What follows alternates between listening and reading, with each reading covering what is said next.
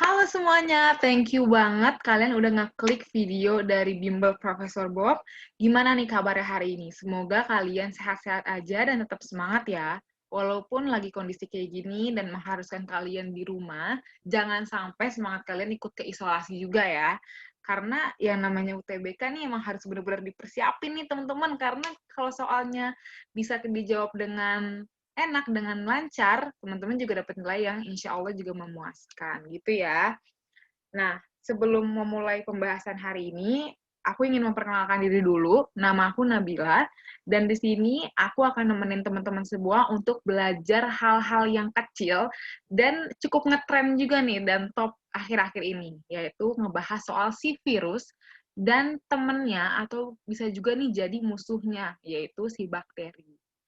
Nah, tapi kan orang juga suka bilang ya, Kak, ini kan si virus sama si bakteri ini makhluk hidup yang kecil gitu loh. Kalian yakin mereka makhluk hidup? Kalian yakin emang mereka tuh kecilnya sama? Terus kata siapa tuh virus lamanya merugikan? Terus kata siapa juga menguntungkan? Semua itu ada perannya, teman-teman. Nah, karena banyak banget nih kira-kira dari pertanyaan tadi, dari judulnya aja sudah terlalu banyak pertanyaannya. Mending sekarang kita ngelihat sekiranya menu apa aja sih yang bakal kita bahas hari ini. Jadi di menu kita hari ini nih teman-teman, kita akan bahas soal ciri-ciri virus. Dari mulai sifatnya, ukurannya, bentuknya, dan strukturnya. Terus kita juga nggak ketinggalan buat ngebahas peranannya kayak gimana nih. Ada yang bilang menguntungkan, ada juga yang bilang merugikan. Kita bakal ngeliat nanti. Terus kita juga jangan lupa nih, ada si bakteri. Kita juga tentu aja bakal bahas ciri-cirinya. Ada apa aja sih? Terus ada yang bilang, Kak, ada ya bakteri sejati? Ada juga yang enggak. Nah, sejati atau enggaknya dilihat dari mana nih? Terus peranannya gimana nih, Kak? Ada yang baik atau ada yang jahat? Oke, kita akan kupas satu-satu hari ini. Dan tentu aja di akhir video atau di akhir pembahasan materi bakalan ada contoh soal yang insya Allah ini akan berkaitan. Jadi yang pertama adalah ciri-ciri virus. Si virus ini, tadi yang aku udah bilang sebelumnya, sifatnya itu dia butuh sel untuk hidup. Makanya tadi di awal banget, aku ngomong, kenapa sih dia bukan termasuk ke dalam makhluk hidup? Karena sebenarnya hidupnya si virus ini dilema, teman-teman. Dia ini termasuk makhluk hidup, atau dia tuh bisa hidup kalau ada sel inang. Kalau nggak ada sel inang, dia nggak bisa hidup, alias mati. Gitu. Jadi, ya dia bukan tergolong ke dalam makhluk hidup kalau nggak ada sel inang. Terus juga dia punya satu asam nukleat, beda nih sama manusia sama hewan. Kita punya dua, DNA sama RNA. Tapi kalau si virus ini diharuskan untuk memilih kira-kira dia maunya yang mana, si DNA atau si RNA. Terus yang ketiga, dia ini dapat dikristalkan atau diawetkan. Nah, gara-gara sifat yang kayak gini, si virus kadang suka digunakan sebagai pengganti dari antibiotik atau yang bisa dikenal sebagai bakteriofag. Gitu. Jadi nggak selamanya virus itu merugikan kalau kita bisa menggunakan fungsinya dengan baik. Gitu ya. Terus dari ukuran sama bentuknya gimana, Kak? Nah, si ukuran dan bentuk si virus ini berbagai macam gitu, beragam banget. Dari mulai 25 sampai 300 nanometer. Nah, ini dalam jumlah yang kecil ya, teman-teman, dalam ukuran atau size yang kecil. Nah, terus bentuknya gimana nih? Macam-macam juga. Ada yang bentuknya helical atau yang helix kayak berpilin-pilin gitu, berputar-putar. Ada yang polyhedral, jadi bentuknya beragam banget yang sampai teman-teman tuh kayak bingung nih bentuk apa gitu loh, dan bulat gitu. Terus kalau strukturnya gimana? Sama aja kayak manusia, kayak hewan. Cuma bedanya nggak ada badan ya, nggak ada tubuh. Punya kepala, leher, dan ekor. Gitu.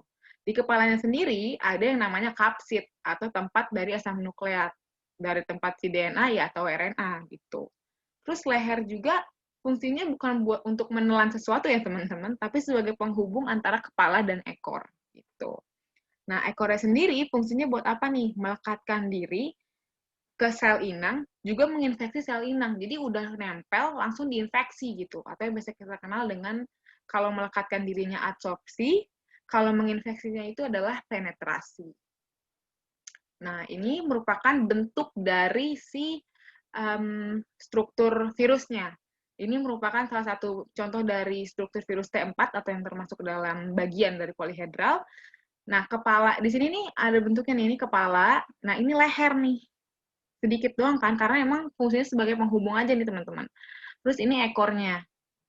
Nah, si kapsid ini merupakan selubung protein. Jadi kalau yang ada yang bilang, ih kayaknya virus mah nggak ada proteinnya deh, salah banget nih, karena di kapsid ini merupakan selubung proteinnya. Terus asam nukleat, dan kebetulan ini DNA contohnya, tapi RNA juga bisa, tergantung dari tipe virusnya. Terus ini adalah selubung ekornya, jadi ini bukan leher ya teman-teman, ini selubung ekornya, ini udah masuk ke dalam ekor. Terus ini serabut ekor, ini yang mirip kayak kaki, sebenarnya namanya serabut ekor. Terus ini lempeng dasarnya nih. Nah, lempeng dasar sama si jarum penusuk merupakan bagian penting dalam virus supaya dia bisa melakukan infeksi atau bisa melubangi si sel inangnya. Gitu. Jadi kalau nggak ada itu, virusnya nggak bisa ngapa-ngapain gitu. Nggak bisa hidup di dalam sel inangnya. Terus juga, um, ini adalah contoh dari berbagai bentuknya. Ada helical yang tadi aku bilang berpilin, terus ini yang polyhedral, ini juga yang bulat gitu. Yang biasa banget digunain sebagai pengganti antibiotik yang biasanya itu dia virus T4 gitu, karena mengamati DNA sama RNA-nya lebih mudah gitu. Selanjutnya ada peranan si virusnya nih. Nah, dari bentuknya yang kayak tadi bermacam-macam, pasti perannya juga bermacam-macam. Sebelum kita ke yang bagus-bagusnya, sekarang kita ngomongin yang merugikannya dulu nih. Ada virus yang menyebabkan penyakit influenza atau flu. Nah, influenza ini biasanya ada di manusia nih, menyerang manusia. Penyakit ini disebabkan oleh infeksi dari orthomaxovirus. Nah, penyakit si virus ini, kalau teman-teman bisa jeli melihat, ada kata-kata orto. Orto ini merupakan saluran pernafasan. Jadi ya udah pasti nih, orthomaxovirus, dia menyerang pernafasan. Dan penyakit yang bisa ditularkan atau yang bisa terinfeksi adalah biasanya influenza gitu. Lalu ada yang namanya panjang ini, acquired immunodeficiency syndrome. Ini singkatan dari AIDS. Nah, penyebabnya dari virus HIV gitu. Jadi yang menyebabkan AIDS adalah biasanya HIV dan dia menyerang sel darah putih. Sebenarnya semua virus dan semua bakteri kalau menyerang manusia, sel darah putih kita tuh aktif. Jadi lebih banyak memproduksi sel darah putih karena kan sel darah putih itu sistem pertahanan tubuh kita, teman-teman. Jadi nggak mungkin kalau kita sakit sel darah putih kita nggak meningkat. Tapi naasnya si HIV ini malah langsung menyerang nih. Siapa musuhnya langsung diserang, yaitu si sel darah putih gitu.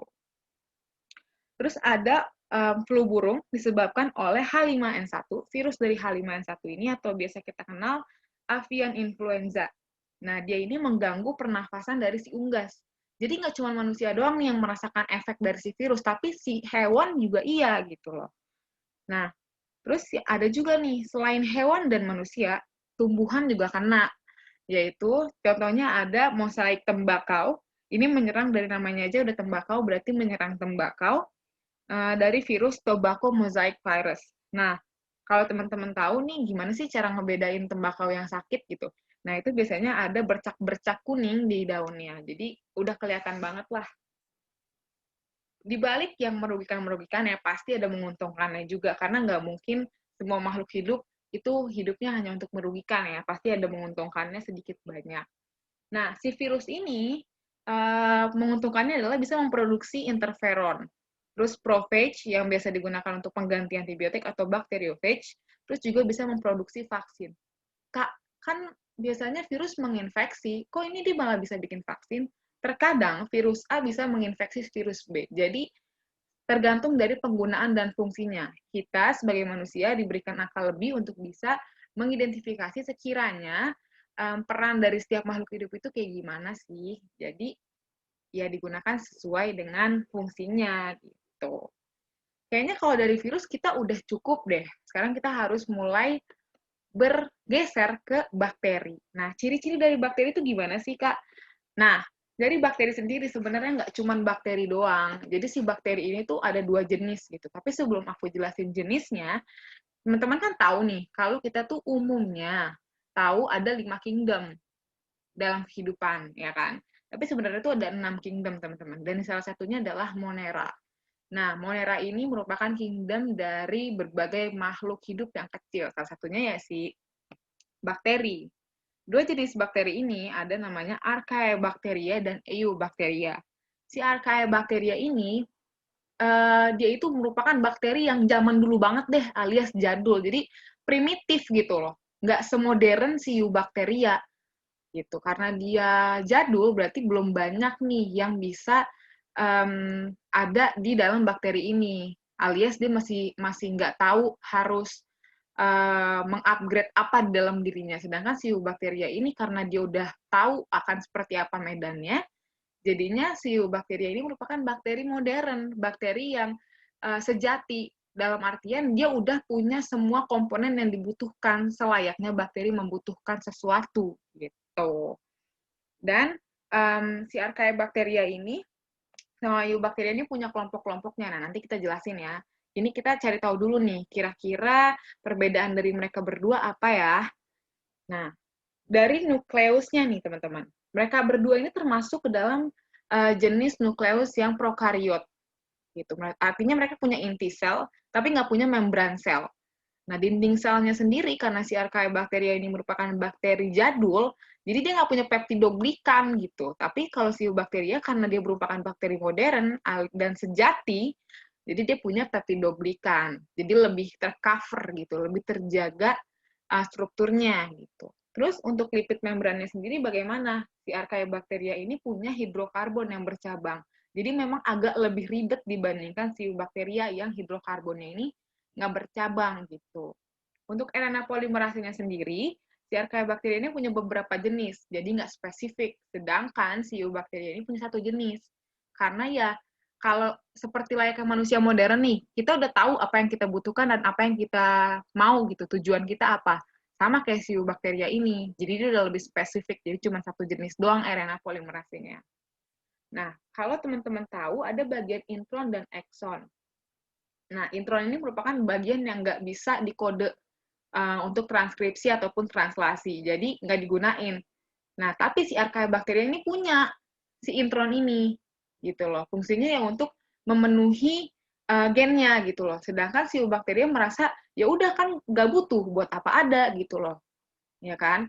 Karena balik lagi, kalau yang modern-modern tuh biasanya nggak membutuhkan hal-hal yang memang membuang hal-hal yang memang mereka nggak butuh, gitu loh. Jadi dia nggak punya bagian intronnya. Terus respon terhadap antibiotiknya gimana nih?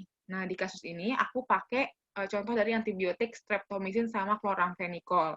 Karena ini merupakan karena ini merupakan antibiotik yang paling sering banget dipakai. Kalau Archaebacteria ini nggak terhambat, karena ya jadul gitu loh. Dia ngapain gitu ketemu sama antibiotik, jadi nggak terhambat gitu. Sedangkan si Eubacteria ini pertumbuhannya terhambat, karena dia fokus pada pengupgradean organelnya gitu loh. Terus peranan bakterinya gimana sih, Kak? Nah, kita harus tahu nih kelompok dari masing-masing jenis bakteri tadi. Si Archaebacteria punya kelompok 3 macam nih, yaitu metanogen, termoacidofil, dan halofil ekstrim. Untuk si metanogen, bakteri yang tergolong dalam metanogen, dia ini termasuk ke dalam bakteri anaerob, berarti dia nggak perlu oksigen, dan dia itu menghasilkan metan atau CH4. Hebat loh bakteri ini. Nah, terus ada bakteri termoacidofil. Dari namanya aja nih udah termo. Berarti apa? Dia berhubungan dengan suhu. Nah, di sini karena termoacidofil berarti dia tahan panas. Pada suhu 60-80 derajat Celcius dia masih sanggup bertahan. Di saat bakteri-bakteri lain tuh mungkin di suhu ke 40 atau 60 tuh udah mati gitu loh. Tapi dia masih bisa bertahan. Makanya dia tergolong ke dalam bakteri yang memang hidup di tingkat keasaman mencapai pH 2-4 aja masih bisa gitu. Lalu ada halofil ekstrim. Nah, ini hidup di kadar garam yang tinggi. Namanya juga halofil ya. Biasanya ada di great salt atau di danau yang berkadar garam tinggi. Jadi memang untuk kelompok dari si Archaebacteria ini karena jadul, jadi memang hidupnya itu sangat-sangat ekstrim, teman-teman. Lalu untuk si Eubacteria ini, dia lebih banyak nih jenis kelompoknya. Ada Cyanobacteria, Proteobacteria, penambat nitrogen, sama Spirochaeta. Nah, cyanobacteria ini merupakan gabungan nih antara ini kayak hasil perkawinan atau simbiosis antara tumbuhan sama bakteri. Hasilnya adalah cyanobacteria. Dia merupakan ganggang. Tapi karena dia sangat berpengaruh, makanya dia diangkat ke dalam kelompok Eubacteria. Dia punya pigmen vicobilin, yang kalau teman-teman tahu nih, vicobilin kan berarti gabungan ya, antara vicocyanin dan vicoerythrin. Vicocyanin memberikan warna biru, dan vicoerythrin memberikan warna merah. Jadi udah lengkap banget nih si cyanobacteria. Terus ada kelompok bakteri Proteobacteria. Si Proteobacteria ini yang paling terkenal adalah dari kelompok chemoheterotrof. Kalau udah heterotrof, berarti dia ngambil makanannya itu bukan dengan cara menggunakan matahari. Kalau matahari kan autotrof ya. Kalau heterotrof itu biasanya dengan senyawa kimia, mereduksi senyawa kimia sebagai makanannya gitu. Nah, terus kalau penambat nitrogen, ini merupakan bakteri yang membantu pertumbuhan dan perkembangan dari si tumbuhan. Jadi si bakteri ini membantu gitu loh. Sangat-sangat membantu keberadaannya supaya si tumbuhan bisa dapat nitrogen. Lalu ada Spirochaeta, dia bentuknya helix nih, jadi berpilin. Jadi bisa dibilang kayak bakterinya DNA gitu, karena bentuknya memang berpilin seperti DNA. Nah, kalau untuk di bakteri, segitu aja nih teman-teman. Jadi fungsi dari bakteri itu kalian bisa ngelihat dari nama binomialnya atau nama latinnya. Biasanya tuh udah menjawab banget gitu. Dia itu spesifik terhadap penyakit apa dan dia itu sebenarnya dari mana. Nah, sekarang kita lanjut ke contoh soal ya. Nah, di contoh soalnya ini, kita bahas soal virus dan bakteri. Jadi adil gitu. Di sini ada contoh soal, ciri khas virus yang tidak terdapat pada organisme lain adalah A. Memiliki DNA dan RNA. Salah ya teman-teman, tadi kan kita tahu ya, kalau virus tuh punyanya cuma salah satunya aja. Kalau nggak DNA, ya RNA.